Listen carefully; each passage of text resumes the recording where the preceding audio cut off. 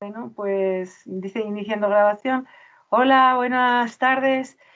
Aquí estamos otra vez con estas charlas que estamos realizando para trasladar la iniciativa del Grupo de Expertos Anticorrupción para la transposición de la Directiva de Protección al Denunciante de Corrupción. Soy Lara Carrasco, de la organización Corruptil, abogada, y esta tarde nos acompaña el magistrado del Orden Penal, Jesús Villegas, que además pertenece a la asociación. Bueno, casi voy a dejar que Jesús nos explique un poco cuál ha sido su participación dentro o colaboración dentro del grupo de expertos anticorrupción para el desarrollo de esta ley y un poco qué es lo que hace. Buenas tardes, Jesús. Hola Lara, pues antes de nada muchísimas gracias y enhorabuena por esta iniciativa que estás llevando, esta serie de vídeos en YouTube, y es la manera de difundir el mensaje. Y bueno, como tú ya has dicho, yo soy Jesús Villegas, soy juez instructor desde hace muchísimo tiempo, ahora estoy en Madrid, y además de eso pues represento una asociación que se llama Plataforma Cívica por la Independencia Judicial, que es precisamente un grupo que no solamente está compuesto por jueces, sino por abogados, otros juristas e incluso gente que no pertenece al mundo del derecho, para la despolitización de la justicia, lo cual está también muy relacionado con la corrupción. Y yo solamente puedo decir, con carácter general, luego después ya lo iremos desarrollando poco a poco, que aquí lo que tenemos es un compromiso muy fuerte en la lucha contra la corrupción, y que lo que estamos trabajando en la tesis que estamos elaborando, en este borrador doctrinal de ley contra la corrupción, es en la transposición de la normativa europea que obliga a España, como Estado miembro de la Unión, a desarrollar una serie de instrumentos normativos para luchar contra la corrupción. No podemos hacernos los sordos, jugar al avestruz, porque desde el momento en que estamos en Europa hay una serie de obligaciones, de disposiciones de carácter vinculante que no podemos evitar. ¿Y qué es lo que estamos intentando aquí? La corrupción es un problema a nivel general muy grave, y lo que queremos es que la sociedad civil se conciencie y poner una serie de instrumentos normativos a disposición del legislativo, de la política en general, para combatir eficazmente esta lacra. Yo, modestamente, como juez de instrucción que llevo durante muchos años estudiando los aspectos procesales, pues me permito hacer unas sugerencias que yo creo que agilizarían la justicia en la respuesta contra la corrupción. Porque el problema es que cuando llega a los tribunales, por desgracia, en muchas ocasiones se queda atascada, y a ver cómo desbloqueamos esa situación de obstrucción, ¿sabes? Pues muy buena introducción, Jesús. Muchas gracias. Quizás habría que explicar así someramente que hemos hecho ya un vídeo con Ana Garrido explicando la parte, bueno, no profundizamos mucho en el desarrollo de la ley, en la parte de protección al denunciante, porque estábamos haciendo la presentación un poco del grupo y del proyecto. Hay una charla anterior que la pueden escuchar en el canal de Corruptil. También en el desplegable de este vídeo pondremos toda la información sobre el proyecto de ley, sobre la directiva, la proposición de ley que hemos hecho el grupo, que ya estábamos presentando a los grupos en el Congreso de los Diputados para que la tomasen en consideración. Las organizaciones que estábamos incluidas, también abajo ponemos un link que son pues, la Fundación Hay Derecho, la que tú también formas parte, Transparencia Internacional, la Agencia Valenciana Antifraude, la Dirección del Buzón Ético del Ayuntamiento de Barcelona, siempre me voy a dejar alguna porque es que se me olvidan, Filtrala, FIDGAR, Corruptil, bueno, y luego denunciantes, a título personal, abogados que han estado participando en causas de corrupción, así que por explicar un poco quiénes somos y el texto de ley que lo hemos desarrollado como si fuese una ley directamente para aprobarla, en la parte que habéis puesto vuestro granito de arena, los jueces y los juristas expertos, ¿no? Porque hay una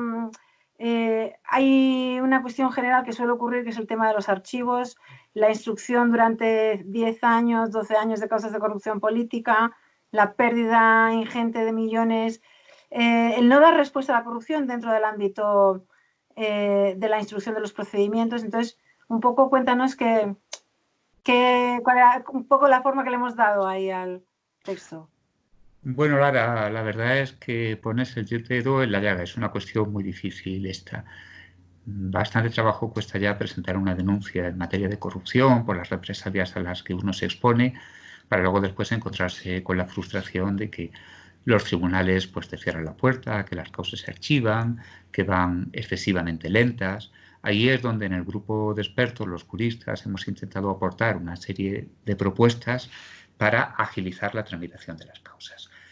¿Qué pasa? Pues bueno, hay que estar en los juzgados para comprender. Los jueces de instrucción tenemos mucho trabajo. Y es un trabajo en el cual se mezclan lo que son unos expedientes muy complicados, de asuntos muy difíciles, como causas de corrupción, como tráfico de drogas, o luego después otros extremadamente sencillos, como pueden ser peleas entre vecinas, lesiones menos graves, etc. Entonces, es como una especie de cajón desastre que a veces resulta muy disfuncional, porque al final lo que se te exige es que saques el papel, y el papel en teoría es papel tanto una cosa como otra. Entonces, quien tiene una causa de corrupción, una causa que a lo mejor implica miles y miles de euros, ve cómo se le da un trato igual a otra que quizás en teoría no sería tan importante. Una de las medidas que hemos propuesto es la de la creación de juzgados especializados en la lucha contra la corrupción. Bien, esto lo que ocurre es que requiere un apoyo por parte de la autoridad política para invertir medios y crear esos juzgados. Y claro, resulta en principio difícil pensar que te van a dar los instrumentos para que los uses contra ellos. De todas formas, sobre este tema me gustaría que volviésemos después, porque yo creo que a la postre, sanamente entendido, la lucha contra la corrupción también beneficia a los políticos. Pero bueno, no me quiero dispersar ahora. Lo primero que habría que hacer es crear unos juzgados especializados. Y mi opinión, ya lo hemos hablado muchas veces, es que fuesen órganos de nueva planta donde se dispusiera de todos los medios. Si eso no se puede lograr por falta de recursos económicos, siempre queda la posibilidad de especializar órganos que ya existan y de liberarlos de carga de trabajo mediante excepciones de reparto. Esto es una solución provisional, para mí es un parche, pero indiscutiblemente hay lo que hay. Sería un avance, yo lo considero como un camino intermedio hacia la creación de órganos especializados. Eso es una primera medida que a nuestro juicio sería muy útil, muy provechosa. Otro punto en particular es la creación de un cuerpo de peritos en materia económica que asesore a los jueces, de manera análoga como ya tenemos los médicos forenses. La gente tiene que comprender que nosotros somos juristas, hemos estudiado Derecho, pero que cuando nos enfrentamos con cuestiones económicas, en la cual hay asuntos de contabilidad, de análisis de balances tremendamente complejos, ahí nos perdemos. Y es lógico, no podemos saber de todo, no podemos saber medicina, economía, arquitectura. Por lo tanto, necesitamos un cuerpo de peritos, pero que no sean los peritos de las partes o un perito ocasional al que tenemos que recurrir, que siempre ponen pegas, que siempre están renuentes, sino una estructura inserta en la administración pública de naturaleza permanente a la que podamos acudir. Y por último, pues habría que insistir en la formación de los jueces en materia de delincuencia económica. Hay que ser justo y decir que el Consejo General del Poder Judicial ya tiene unos cursos excelentes para formarse. Yo he hecho varios y puedo decir que he disfrutado porque aprende uno mucho. Pero claro, no perdamos de vista que esos cursos, que son muy difíciles, que te obligan a aprender contabilidad, los tienes que compaginar con tu trabajo. Entonces, yo en esos cursos he sudado tinta mientras estoy todos los días en el juzgado teniendo que sacar el papel ordinariamente. Tienes que sacar tiempo para estudiarte los temas, hacer los exámenes, presentar los trabajos. Al fin y al cabo, volvemos a lo de antes, a una falta de medios.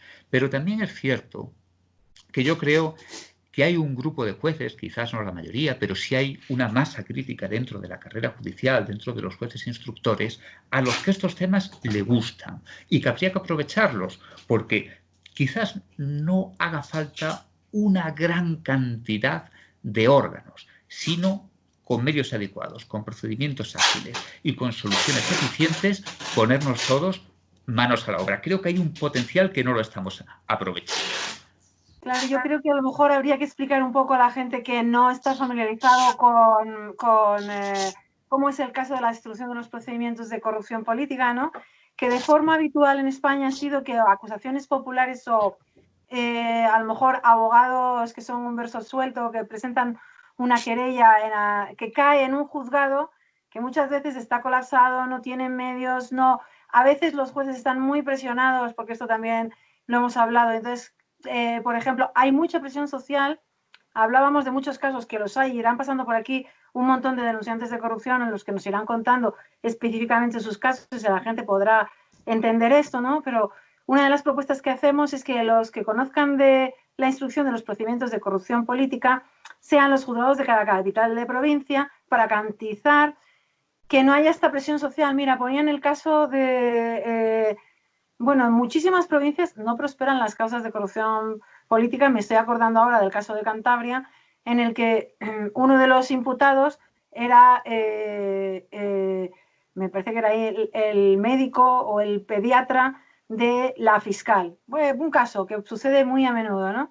Entonces, una de las ideas, archivan constantemente las acusaciones populares. Oye, padecemos un infierno, esto hay que decirlo, porque tú que procuras que proteger el dinero público, aparte de proteger a los denunciantes de corrupción y evitar que nos roben a manos llenas, te trabajas una querella durante un montón de tiempo, gastando muchísimo tiempo y muchísimos recursos de los pocos que tienes, que suelen ser escasos en las organizaciones de lucha contra la corrupción, que son muy pocas las que hay en España, y te topas con un muro infranqueable. Y en parte es un poco por la presión también que han padecido los jueces, que algunos han sido inhabilitados, o me estoy acordando del caso de Pokémon, me parece que es ahora con una jueza, Pilar de Lara. Entonces, la situación no es fácil, no prosperan las causas de corrupción, y por eso hemos hecho este planteamiento, primero de especializar para que sea más fácil toda la instrucción y racionalizar, y para evitar que estas presiones que hay externas pues se den, planteábamos lo de que sean las capitales de provincia, ¿no?, las que tuviesen la competencia. Bueno, acabas de introducir un tema completamente diferente. Antes hemos hablado de la falta de medios. Sí. Ahora estamos hablando de los ataques contra la independencia judicial. Sí. Y eso nos sitúa en una dimensión completamente distinta. Además, estás entrando en mi ámbito, porque ya sabes que la asociación que represento precisamente lucha contra la politización de la justicia y contra las presiones que limitan la independencia judicial. ¿Qué podemos hacer para fortalecer la independencia de los jueces? Bien, eso es un tema que en cierto modo desborda las características de una charla como estas. Pero ya que hablabas de los fiscales, algo hacia lo que tenemos que avanzar es hacia una fiscalía completamente independiente. Notemos que ahora mismo la fiscalía no es independiente, sino autónoma. Y en España tienen una estructura piramidal cuya cúpula está, en cuya cúpula se encuentra el fiscal general del Estado. Este fiscal general del Estado no es simplemente que sea el jefe de los fiscales, es que tiene unos poderes extraordinarios sobre cada uno de sus subordinados, que dicho sea de paso, son todos y cada uno de los fiscales de España. Fíjate que les puede dar instrucciones sobre un caso particular y también los puede remover de una investigación concreta, o sea, los puede quitar de un caso si entiende que no lo está llevando bien. Y esto no son decisiones jurídicas que se puedan fiscalizar ante los tribunales, están simplemente dentro del libre ejercicio de sus competencias, de sus atribuciones. A mí me gusta hablar de un modelo que es el de los secretarios judiciales, letrados de la Administración de Justicia, que se llaman ahora. Los secretarios judiciales también tienen una estructura piramidal, pero sin embargo el ministro, que es el que está en la cúpula, de manera análoga como está el fiscal general del Estado con el Ministerio Público, no les puede dar órdenes concretas en un expediente específico, lo cual tiene mucho sentido. Los secretarios judiciales deberán seguir los criterios jurídicos generales para garantizar la homogeneidad y la igualdad en la aplicación del derecho, pero el ministro, indiscutiblemente, ni el ministro ni ninguno de los jefes que están en los escalones intermedios de la estructura jerárquica les puede dar instrucciones sobre un caso particular. Por ahí avanzaríamos muchísimo. En cuanto a los jueces en concreto, bueno, yo es que no quiero desviarme, pero tengamos en cuenta que a los jueces nos gobierna el Consejo General del Poder Judicial. Un consejo que es elegido en su totalidad por el Parlamento. Se puede plantear la circunstancia de que un juez esté investigando a un político y que ese político precisamente haya contribuido a nombrar a algunos miembros del Consejo, de ese Consejo que tiene las facultades para suspender de empleo y sueldo a ese juez investigador. Con lo cual tenemos un círculo diabólico que se puede cerrar como una soga sobre el cuello del juez instructor. Y en cuanto a lo que decías tú de la concentración en las capitales. Bien, yo voy a decir algo que es muy poco políticamente correcto. Se habla de una justicia de proximidad, se habla de descentralizar la justicia, pero en el ámbito de la administración de justicia de los tribunales, yo ahí no lo veo una buena idea. ¿Por qué? Porque cuando comarcalizas, cuando reduces el ámbito de la demarcación de los órganos jurisdiccionales, estás más atento a lo que dicen las personas inmediatamente próximas a tu ejercicio jurisdiccional. Yo puedo hablar como juez instructor, que cuando he estado en pueblos o en poblaciones pequeñas, llega un momento en que te conoce todo el mundo. Vas a la farmacia y el farmacéutico, el boticario, hola, don Jesús, hola, señoría, vas porque tienes un problema de una gotera en casa, el fontanero, su señoría, vas al restaurante, está todo el mundo mirándote, incluso te hacen consultas. Eso no es bueno. La justicia tiene que ser muy neutral, muy aséptica. La influencia de los poderes locales, de la naturaleza que fueren, sobre los órganos jurisdiccionales, no es buena. Por eso yo, y era lo que decía antes, a la hora de poner temas que quizás no sean muy populares o que vayan contracorriente, esas ideas de una justicia de proximidad, a mí me gusta un poco, si lo que entendemos es la justicia de proximidad, una justicia que esté en un diálogo permanente con las sensibilidades locales. Las sensibilidades locales se tienen que quedar a un lado. Y cuando estamos hablando en un Estado democrático, la única sensibilidad que hay que aplicar es la de la ley. Todo lo demás es tremendamente peligroso. Pues efectivamente, y sobre todo en el caso de la corrupción, eso está comprobado. La gente que nos siga, que por cierto voy a decir que se suscriban a este canal, que nosotros hemos elaborado esta propuesta de ley, todas estas organizaciones expertos anticorrupción, juristas de reconocido prestigio. Hemos estado trabajando, que hay que contarlo, prácticamente un año, porque la idea fue evitar que pasase lo que pasó en la anterior legislatura, que se trasladó al Congreso de los Diputados el hacer la propuesta de ley. Eso, como es una materia muy singular y muy particular sobre la que muy poca gente sabe, finalmente lo que sucedió fue que se quedó estancado y nunca se llevó a tramitar esta ley anticorrupción. Entonces, ahora lo que hicimos este grupo para evitar eso fue juntarnos durante un año, que hemos estado prácticamente un año en reuniones presenciales, reuniones físicas, correos, llamadas por teléfono, WhatsApp, Skype. Ha sido un trabajo muy, muy, muy grande, ¿no? el que hemos hecho, que el texto lo van a poder consultar justo en la descripción del vídeo. Ahí pondremos todos los links por si alguien está interesado en entrar a ver cómo hemos estructurado con los capítulos, los títulos. Y una de las cosas importantes es que transpone, es la obligatoriedad de la transposición de la Directiva de Protección al Denunciante de Corrupción, ¿no? Que se queda, desde luego, absolutamente desprotegido en este momento por los juzgados. Ese es el mayor clamor de todos los denunciantes, de todos los casos, que tras pasar un calvario espectacular de acoso laboral, de pérdida de trabajo, de acoso social, en sitios pequeños y en sitios también grandes, finalmente llegan los juzgados a solicitar amparo y aquello ya es el acabose. Y depende mucho de la voluntad del juez que recibe el caso, quiera hacerse cargo de defenderlo o no. Entonces, un poco, por si quieres contar también la parte que habíamos desarrollado sobre ya no solo los juzgados especializados, sino la protección, esa parte la desarrollaste tú, la parte de la protección de testigos. Bueno, una cosa que tú nos dices por modestia, pero que si me permites la voy a mencionar yo. El trabajo que has hecho, Lara, es extraordinario, porque tú has coordinado a un grupo de expertos que han ido dando ideas, pero quien ha ensamblado todo ese material, quien le ha dado forma, ha sido tú, no ha sido otra persona. Y tengo que decir que con mucha rapidez y imbuyendo de estructura orgánica a lo que eran aportaciones dispersas. Por lo cual, no solamente hay que tener gran capacidad de trabajo, sino gran capacidad de síntesis, lo cual revela una inteligencia muy poderosa. Así que, te doy las gracias.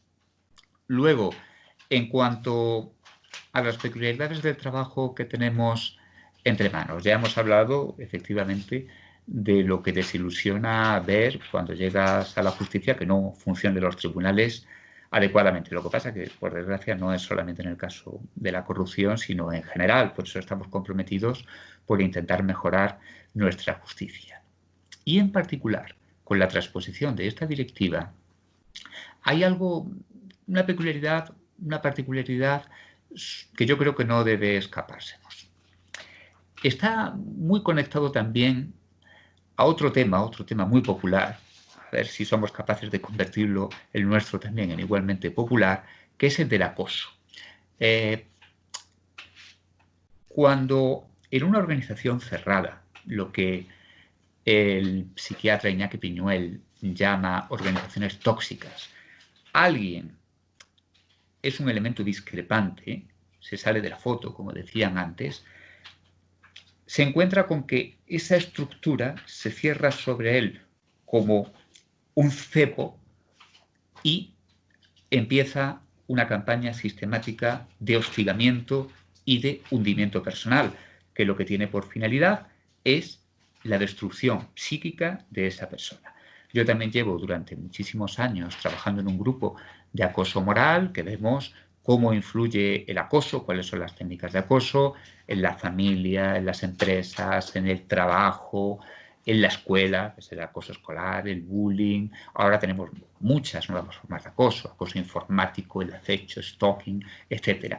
Pero es muy interesante que esta directiva incide sobre la necesidad de proteger a aquella persona que está dentro de una organización, tiene la decencia suficiente de arriesgarse y con valentía poner las irregularidades sobre la mesa, y entonces ve cómo el mundo se le echa encima porque hay una serie de mecanismos de hostigación que psicológicamente están ya muy estudiados por la literatura especializada y van a hundirlo. Además, lo que pretenden conseguir en los casos de acoso, y esto es muy significativo, es que sea la propia persona la que voluntariamente, entre comillas, abandone la organización para que no sean sus jefes quienes tengan que echarlo. Por eso el acoso se desarrollaron los estudios sobre acoso en el ámbito de la administración pública, porque los funcionarios en teoría no pueden ser despedidos, pero sí se les puede hacer la vida imposible para que sean ellos quienes pidan una baja, quienes pidan el traslado. Ahí es donde yo creo que nuestro trabajo incide de una manera muy especial. ¿Y qué es la ambición que tenemos? ¿Dónde está nuestro objetivo? Pues que la batería de medidas que hay de protección de los testigos en las causas criminales se pueda extrapolar a todas estas situaciones de denuncia que, como desarrolla la directiva, son muy amplias, porque todas las empresas, si me equivoco, corrígeme, por favor, creo que incluso más de que tengan 50 trabajadores, ya tienen que poner en marcha toda una serie de mecanismos jurídicos verdaderamente complejos. Entonces nos dijimos, ¿por qué esos instrumentos que tenemos, que son tan interesantes en las causas criminales, no pueden extenderse, extrapolarse a todos los ámbitos en los cuales los alertadores necesiten protección? Voy aquí a añadir una cosa, porque fue también objeto de debate, que probablemente los que sepan de la materia sabrán que la protección de testigos falla estrepitosamente dentro de la justicia en España. Entonces, ¿qué hicimos ahí? Porque digamos que el pero que ponía todo el mundo es que esta institución no funciona bien de manera normal, ¿no? Porque de haber funcionado, de hecho, lleva mucho tiempo recogida dentro de los textos normativos españoles y no ha funcionado el caso de los casos de corrupción. Entonces, hay que explicar a la gente que una de las cosas que hacemos, y además siguiendo un poco un caso de éxito que siempre lo mencionamos, que es el caso de la Agencia Valenciana Antifraude, en la directiva de entrada, la institución desde la que se va a dar respuesta sería la alta autoridad de lucha contra la corrupción, que sería una institución independiente, y la elección de su director, presidente, alta autoridad, como lo terminen llamando, es independiente de verdad, ¿no?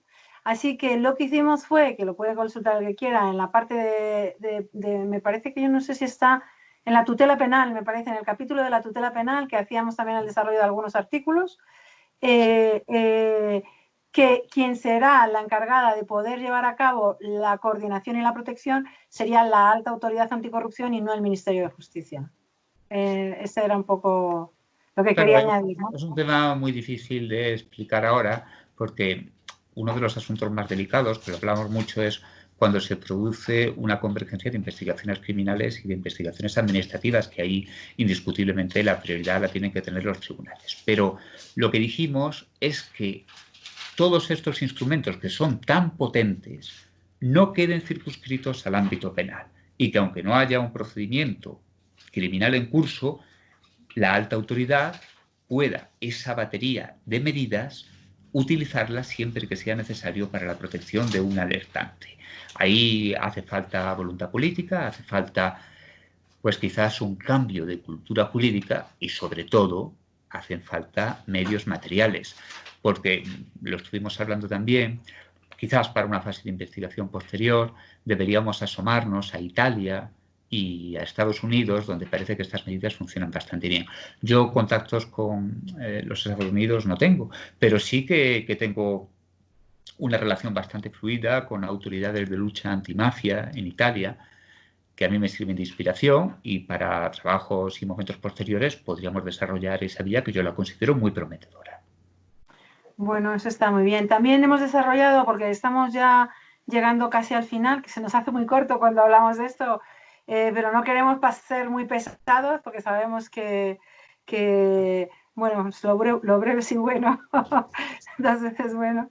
Vamos a explicar también que vamos a ir lanzando una serie de vídeos que se pueden suscribir al canal de Corruptil, donde iremos subiendo todos los vídeos. En un principio lo vamos a hacer de A2 para ir pudiendo explicar las materias. Luego ya ampliaremos un debate, incluso si técnicamente logramos entender cómo se hace, pues podremos hacer directos para que la gente nos vaya preguntando. Pero lo más importante es decir que ya lo dijimos en la charla anterior con Ana Garrido, ¿no? Que nosotros, el grupo, con toda la voluntad y pro bono durante muchísimo tiempo, hemos hecho esta propuesta de ley que es, bueno, pues si toda la gente que hemos estado durante muchos años en esto nos hemos puesto de acuerdo previamente y este sería nuestro texto ideal, ¿no? Pues que nos siga toda la ciudadanía junto con nosotros, porque si no, no vamos a poder impulsar esta aprobación de este texto tan imprescindible. Pero vamos a lanzar. La buena noticia es que como la transposición es obligatoria, para los que sean descreídos y piensen que no vamos a llegar a ningún puerto, pues estamos esperanzados en que en esta ocasión sí que la aprueben. Solo, a lo mejor, como para terminar, algunos apuntes sobre los artículos o algo que tú quieras resaltar, no sé si sobre la tutela penal, la tutela judicial, algo que quieras decir un poco para cerrar. Bueno, yo creo, Lara, que ahora no es el momento de entrar en cuestiones técnico-jurídicas. Yo me he preparado el texto de la iniciativa. Fijaos que es bien gordito.